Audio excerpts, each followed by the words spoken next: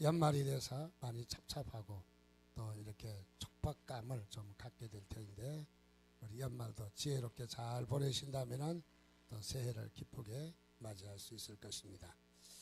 예수님께서 베다니에 있는 시몬의 집에 신방을 가신 것 같습니다. 신방을 가셔서 아마 식사를 하시는 자리가 되었던 것 같아요. 그래서 주님께서 식사하시는 사건이 많이 나오지 않는데 여기서 식사를 이렇게 하시는 모습이 나타납니다. 그 식사하실 때 이상한 일이 벌어졌습니다. 다름이 아니라 마리아라고 하는 한 여인이 향유를 갖다 들어붓습니다. 나드라니까 향유 나드 한 건이라고 하면은 쉽게 이야기하면은 이 향유병에 들어있는 한 병 통째로 갖다 부었다, 그런 말이죠.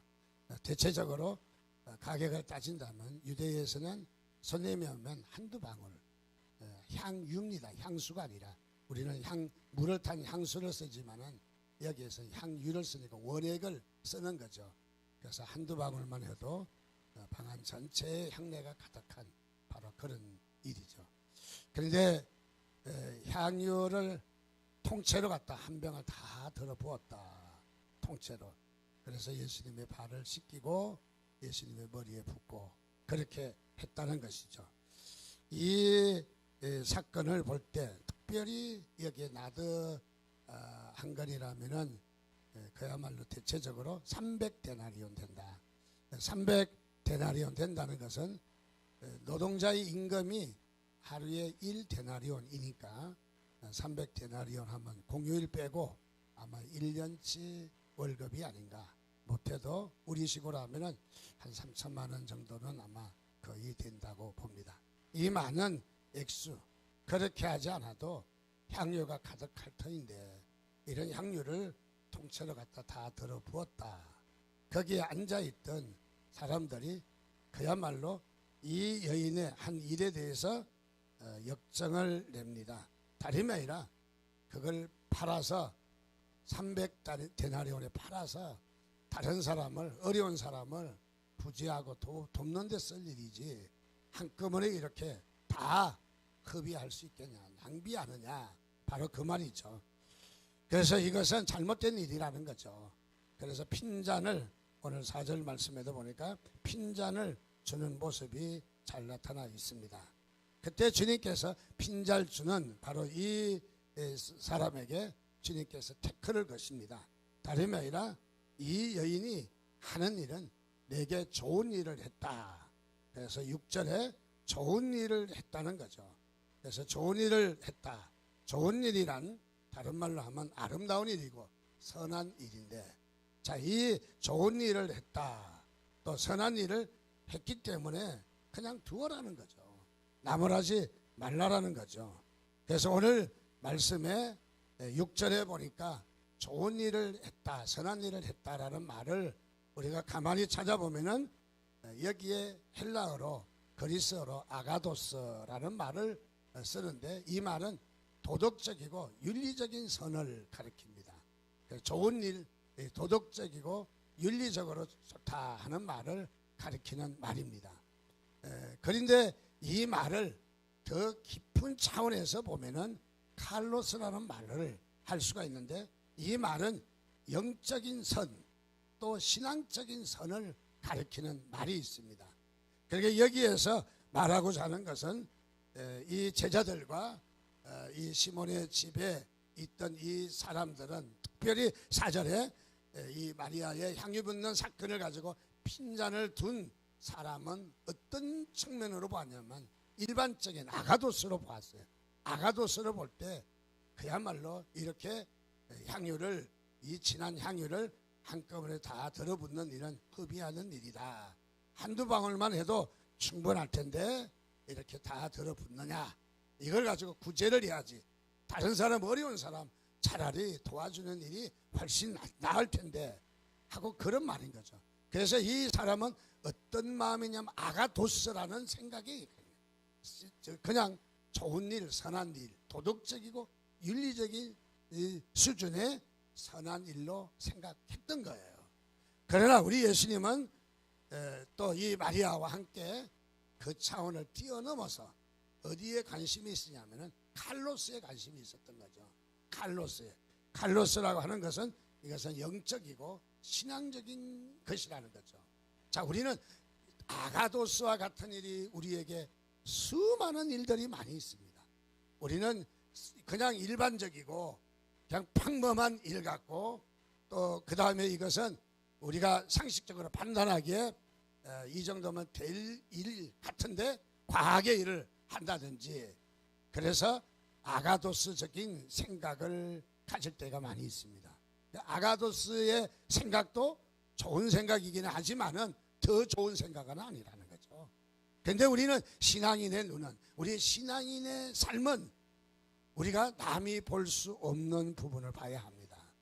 또 우리가 현 상황에 있는 사건에 머물지 말고 우리가 이 아가도스와 같은 평범한 이런 일이 우리에게 그냥 별로 이렇게 뛰어난 것이 없는 일이지만은 그것을 아가도스로 본다면은 우리의 신앙의 수준은 아가도스예요.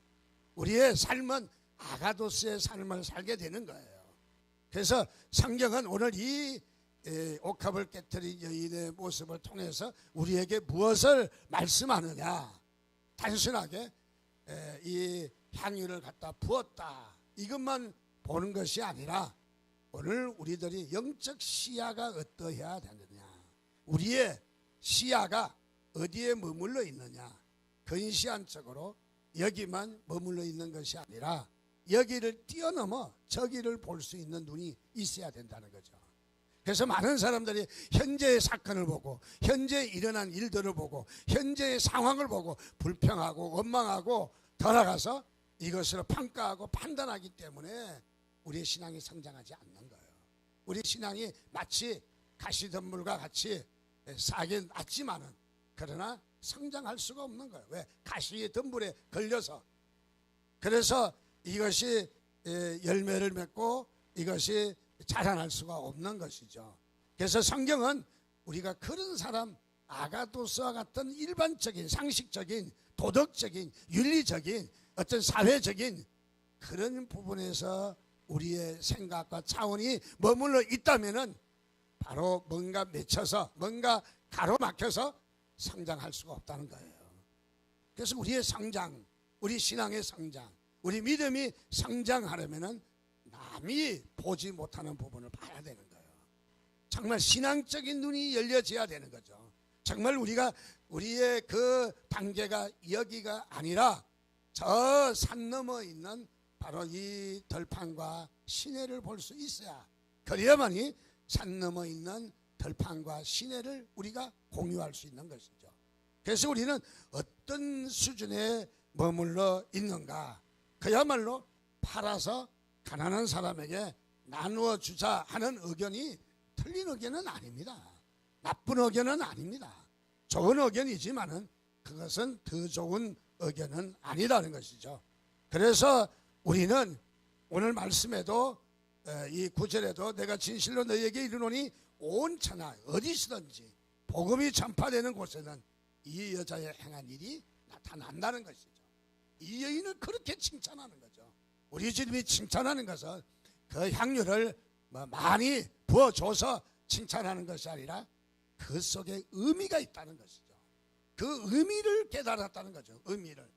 그래서 우리는 칼로스적, 다시 말하면 영적인 시야를 우리가 얻으려면은, 또 우리가 영적인 칼로스적인 신앙의 눈을 우리가 뜨려면은 어떤 부분이 우리에게 해결되어야 되느냐, 한 세 가지 모습으로 말씀을 나누고자 합니다. 첫째로 우리가 칼로스적인 우리의 신앙이 되려면은 먼저 우리 신앙 속에 장사 속을 버려야 합니다. 갑자기 우리 신앙이 무슨 장사냐고 그렇게 말할지 모르겠습니다. 즉 다시 말하면 신앙적인 것은 세상적인 계산이나 세상적인 방법이나 세상적인 논리를 뛰어넘어야 된다는 거죠. 거기에 머물면 우리의 신앙이 성장할 수가 없다는 것입니다. 그래서 우리의 이 수준이 장사 속의 계산을 뛰어넘지 못한다면 항상 우리는 신앙이 이렇게 침체되어 있게 되는 것을 발견합니다. 그래서 우리는 신앙생활할 때 우리의 손익을 뛰어넘어야 되는 거예요. 우리 그럴 때만이 우리 신앙이 성장하게 되고 그 다음에 우리의 신앙에 바로 깊이가 있게 되는 것이죠. 그래서 우리는 어떻게 뛰어넘을 수 있는가 하는 것이 매우 중요한 것을 봅니다. 여기에 제자 중 한 사람이 팔아서 가난한 사람들에게 나누어 주지 왜 허비하느냐. 자, 이것은 바로 계산적인 상업적인 장사적인 수준을 뛰어넘지를 못했다 하는 것을 우리는 발견할 수 있습니다. 자, 그래서 우리는 이 신앙생활을 할 때에 우리는 뛰어넘어야 될 것이 바로 이런 장사 속이라는 것이죠. 특별히 하나님께서도 이스라엘 백성들을 애굽에서 해방시켜 가나안으로 이끄실 때 보면 하나님은 계산하지 않았습니다. 사실은 보면은 그때 이끌어냈던 대략 한 300만 명 정도는 된다라고 하는데 그 중에 여호수아와 갈렙 외에는 두 사람 외에는 가나안 땅 하나도 못 들어갔습니다.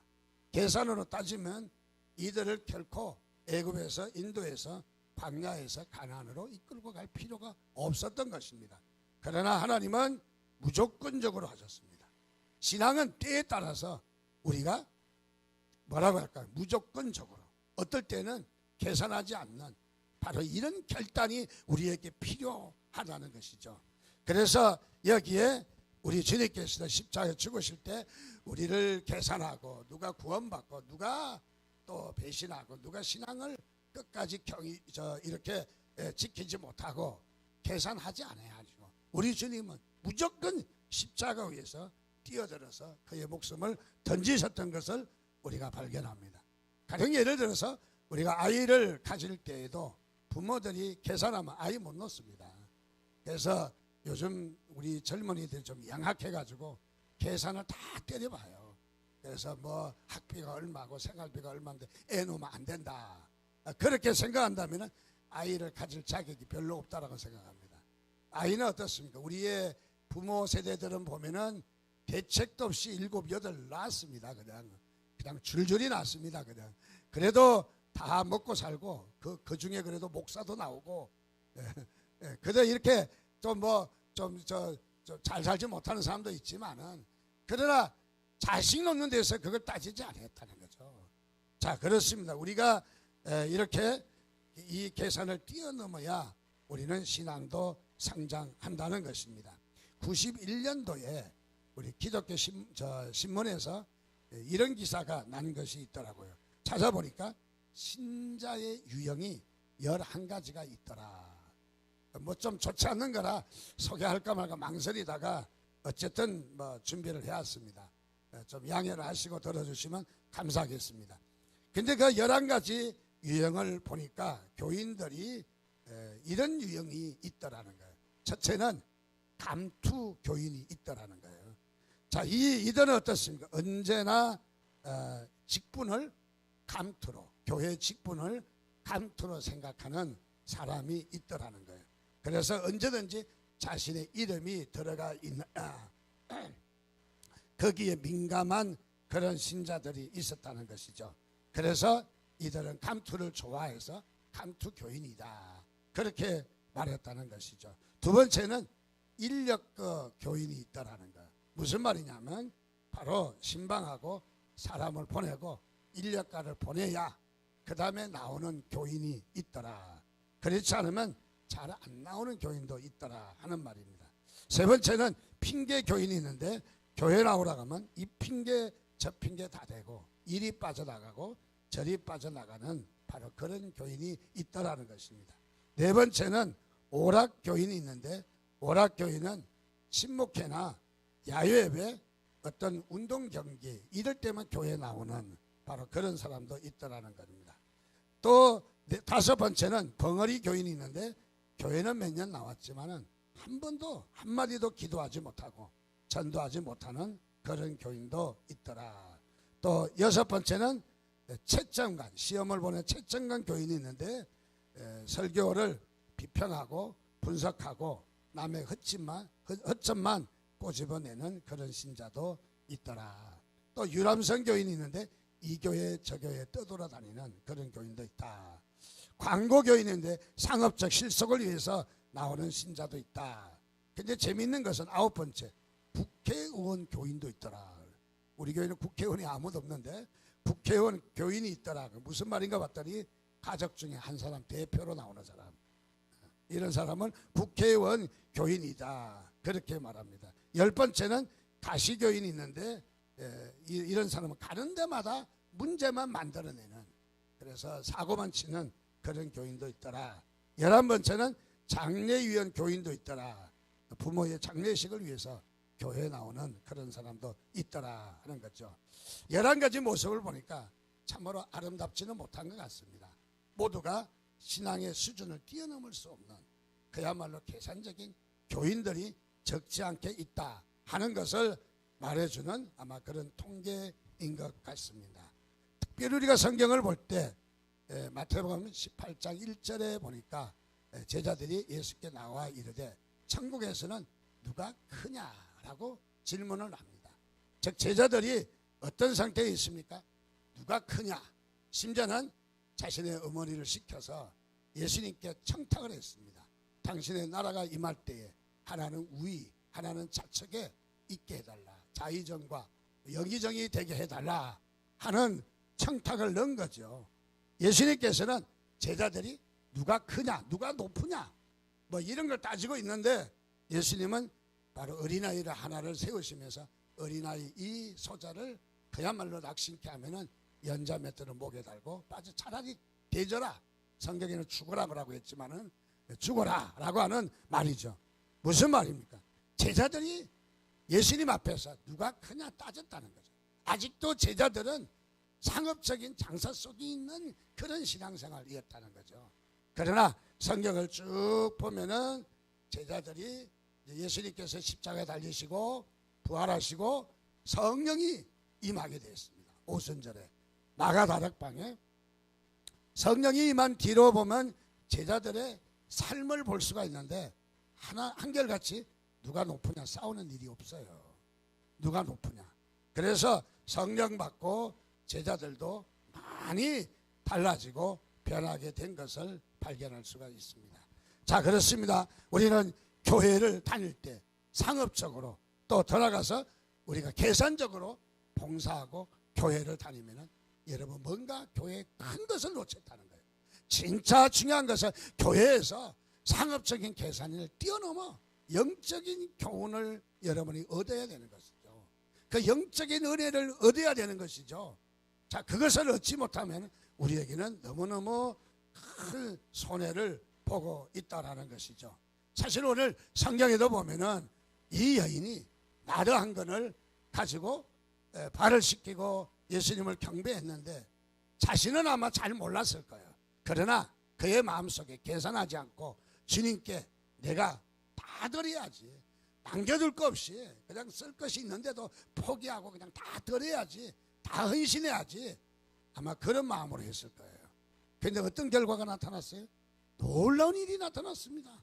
두 가지가 여기 성경에서 지적하고 있는데 하나는 다름이 아니라 바로 여기에 보니까 하나는 예수님의 장례를 위해서 준비했다.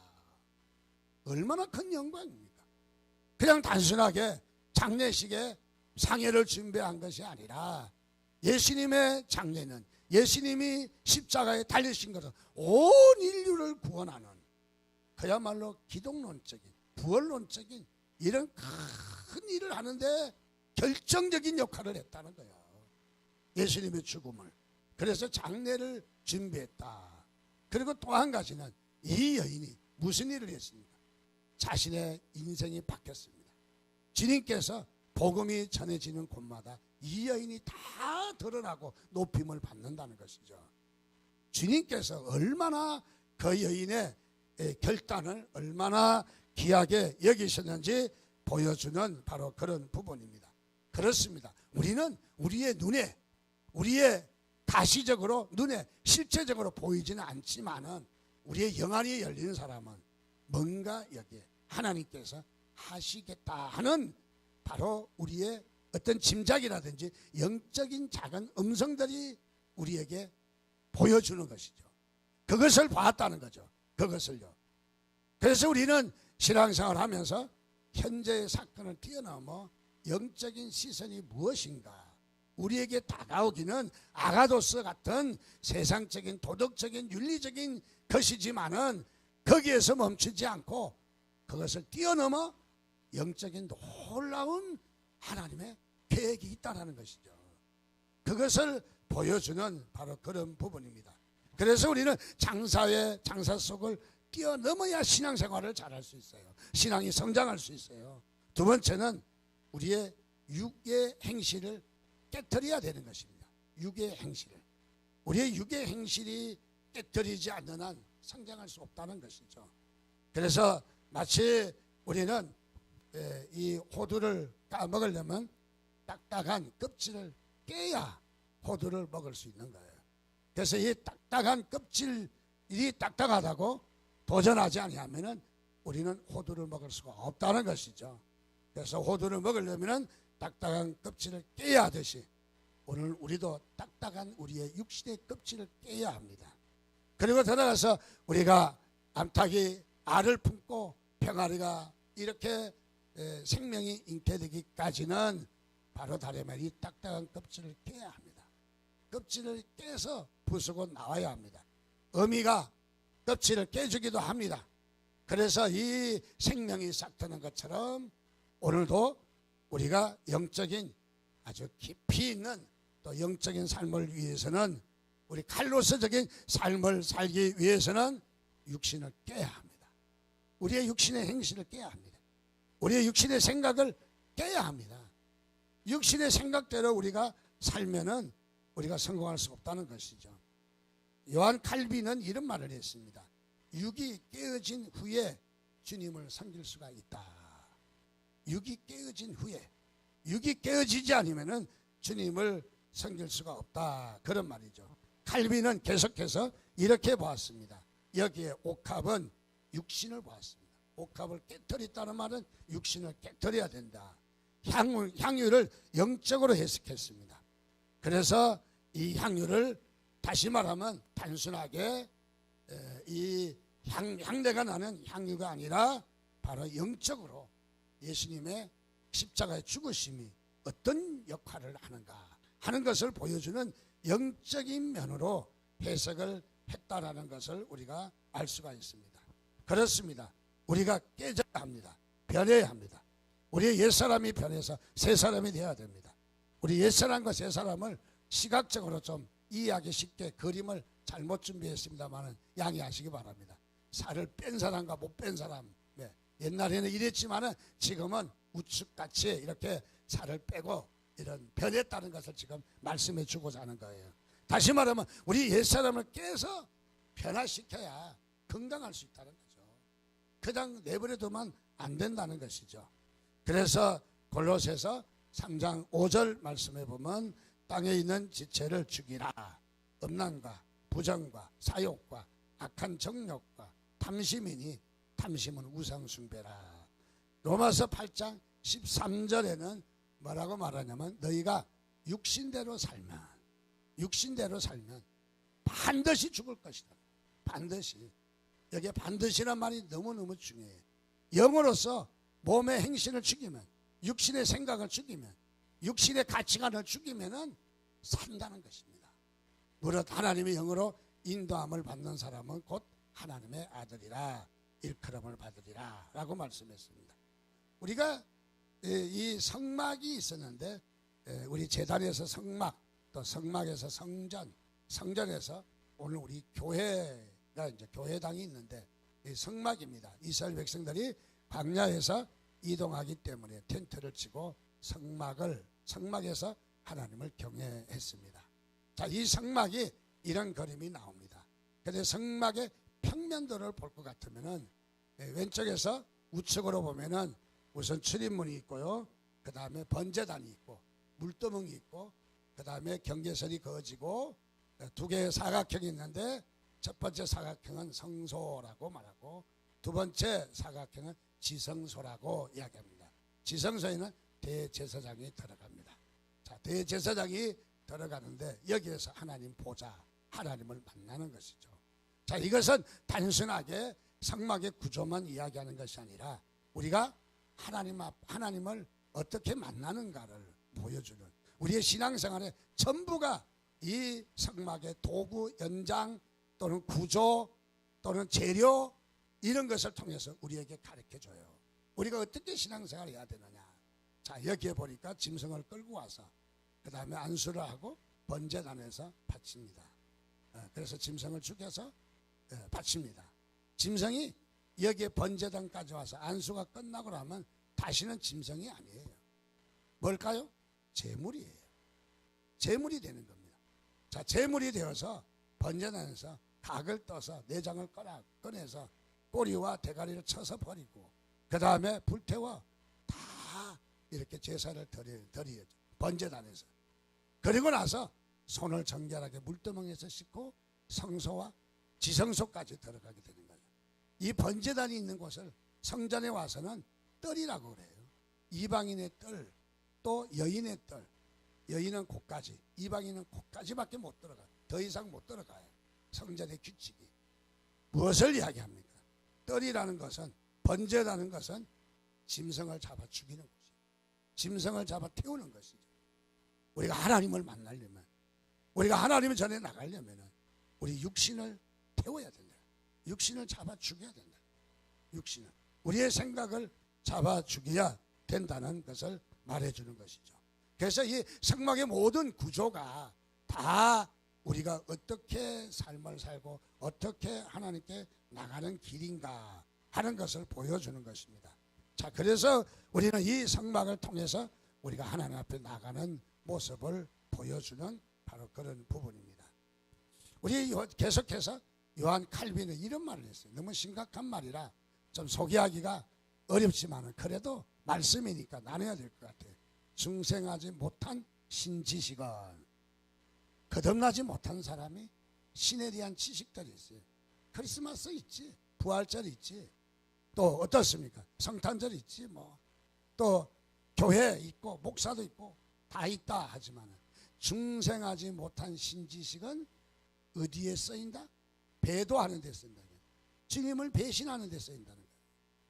오늘 우리가 이 말씀이 저는 어쩌면 너무 자극적인지 모르겠지만은 그러나 우리가 심각하게 느껴야 된다고 생각합니다.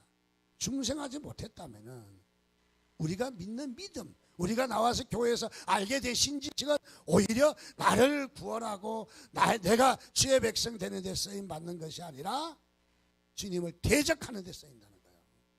대적하는데 차라리 모르는 게 낫다는 거죠. 가룟 유다가 그랬지 않았습니까? 차라리 나지 아니하면 좋을 뻔했다. 태어나지 않으면 더 좋을 뻔했다는 거죠. 오늘 우리도 다시 한번 주님 앞에 우리가 냉철하게, 오늘 듣기 싫은 소리지만은 그러나 냉철하게 내가 거듭났는가, 내가 정말 교회에 왔다 갔다 하는 그런 사람이 아니라 내가 거듭났는가, 영적으로 변화가 되었는가 하는 이 문제는 여러분 생존이 달리는 심각한 문제라는 거죠. 절대 그냥 한마디 듣고 넘어가야 될 소리가 아니라 정말 우리에게 심각한 소리라는 거죠. 오히려 거듭나지 못한 자의 지식은 오히려 방해할 뿐이에요. 오히려 하나님을 만날 수가 없다는 바로 그런 말인 것이죠. 그렇습니다. 오늘 우리가 거듭나지 못하면 믿음이 해도 믿음이 성장하지 않습니다. 봉사를 해도 봉사의 영적인 눈이 보이지 않습니다. 그래서 봉사해도 불평이 많아요. 원망이 많아요. 교회 나와도 단점만 보여요. 단점은 아이고 저 못생긴 게 있어서 단점만 보이는 거예요. 아유 저 왜 저렇게 해야 되나, 왜 이렇게 해야 되나. 그러나 우리 거듭나면은 신앙 안에 있게 되면은 얼마나 기쁘고 감사하고 얼마나 좋은 감사거리가 많습니까? 더 못해서 뭘 더 하고 싶어서. 이것이 뭐냐면 우리가 우리의 영적 시야가 떠여 있는 거예요. 내가 이렇게 봉사함으로, 내가 이렇게 헌신함으로 하나님 앞에 쓰임 받을 수 있다는 게 얼마나 감사해요. 얼마나 건강에도 쓰임을 받지 못하는 사람이 있는데 아픈 중에도 나에게 이런 일이 주어지니까 얼마나 감사한지 얼마나. 그래서 콧노래를 부르며 봉사하고 무엇을 맡겨줘도 그야말로 영적 비밀을 찾아내는 거예요. 그래서 여러분들이 영적 비밀을 찾아내는 여기에 우리의 신앙의 수준이 성장해야 된다는 거예요. 아가도스가 주어졌을 때 아가도스에 끝나지 말고 아가도스에서 칼로스를 찾아야 된다. 그래야만이 여러분들 신앙에 여러분이 유익이 있고 힘이 있는 줄 믿으시기를 주님의 이름으로 축원드립니다. 야곱이 어떻습니까? 천사와 만나서 씨름을 합니다. 씨름을 하는데 어떤 씨름을 했냐면 천사가 야곱을 마지막에 내리쳐버렸어요. 그래서 여기 상체와 하체가 연결되는 환도뼈가 그냥 빠져버렸어요. 빠져버리면 어떻게 되겠어요? 얼마나 꼼짝하지 못하잖아요. 사실 연세 드신 분이 요즘 화장실 갔다가 넘어지면은 못 살아요. 왜냐하면은 꼼짝하지 못하니까 영양도 다, 그 다음에 어떻습니까? 꼼짝하지 못하니까 근육도 다 빠지고 그래서 소화도 안 되고 그래서 쇠약해서 돌아가신 경우가 많아요. 제발 젊은 사람들이요 화장실 가서 샤워하고 물기 좀 잘 좀 닦고 나오시기 바랍니다. 노인네들이 넘어지면 끝나는 거예요. 예, 대체적으로 그래요. 자, 그래서 우리가 여기에 야곱을 하나님께서 어떻게 치었습니까? 환도뼈를 때려쳐버렸어요. 꼼짝하지 못하도록. 왜 그랬을까요? 왜 하나님은 환도뼈에 관심이 많을까요? 갈비탕 끓여 먹을 것도 아닌데.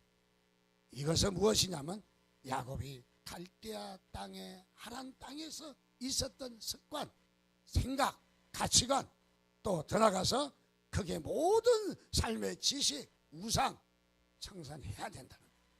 네 육체가 깨어져야 된다는 거야. 너의 가치관이 깨어져야 된다는 거예요.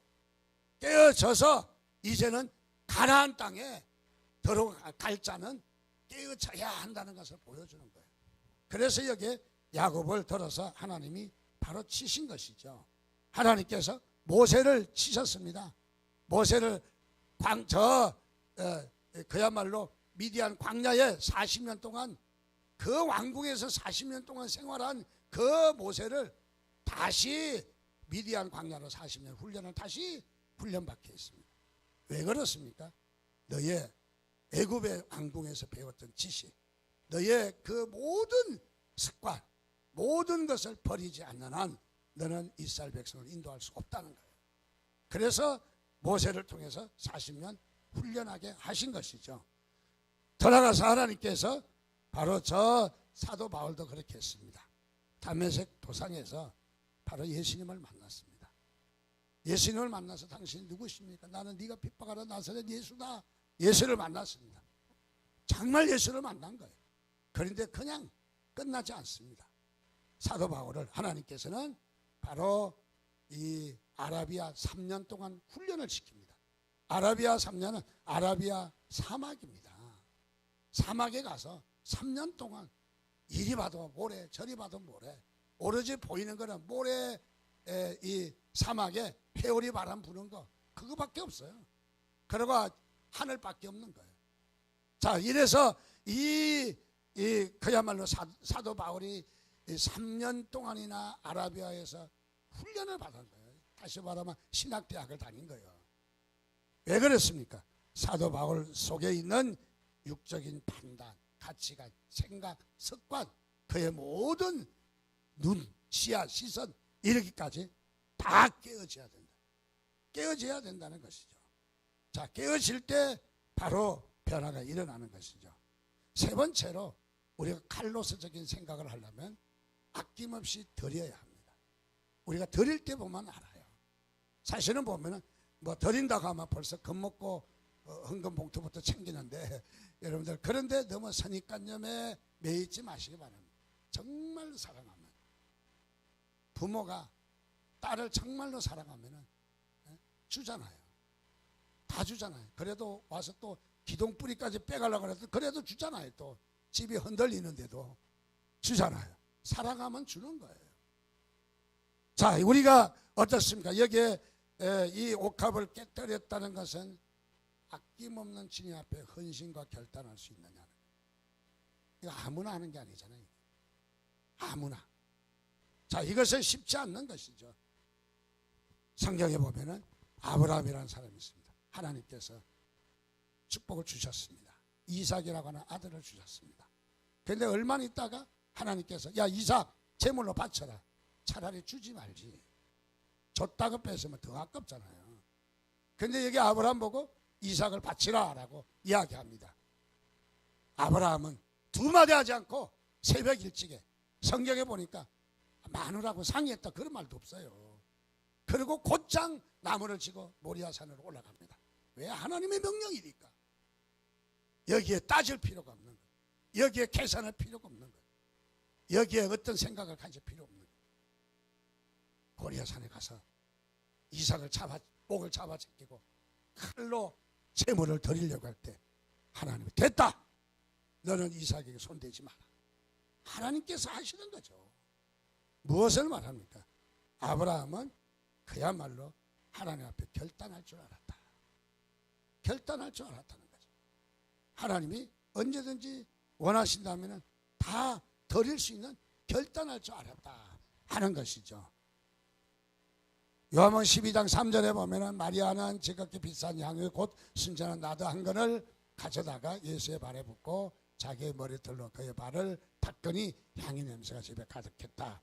오늘 이 여인은 단순하게 향유 사건에서 끝나는 것이 아니라 오늘 우리는 그 다음이 중요합니다. 단순하게 여기에서 끝나는 것이 아니라 하나님께서 하시는 일들이 있다는 거죠. 그게 뭐냐 하면은 예수님의 장례를 위해서 준비하는 일. 그 다음에 이 여인이 얼마나 하나님께서 더 높이셨는지 그의 이름은 온 세상, 우리는 본 일도 없는데 그분을 칭찬하고 가야 돼요. 하나님은 이런 위대한 일을 하실 수 있는 여러분 칼로스의 눈을 뜨시기를 바랍니다. 여러분이 칼로스에 머물러야 된다는 거죠. 그래서 우리의 신앙도 이것을 뛰어넘어 저것을 볼 수 있는 바로 그런 신앙 가지시기를 주님의 이름으로 축원드립니다.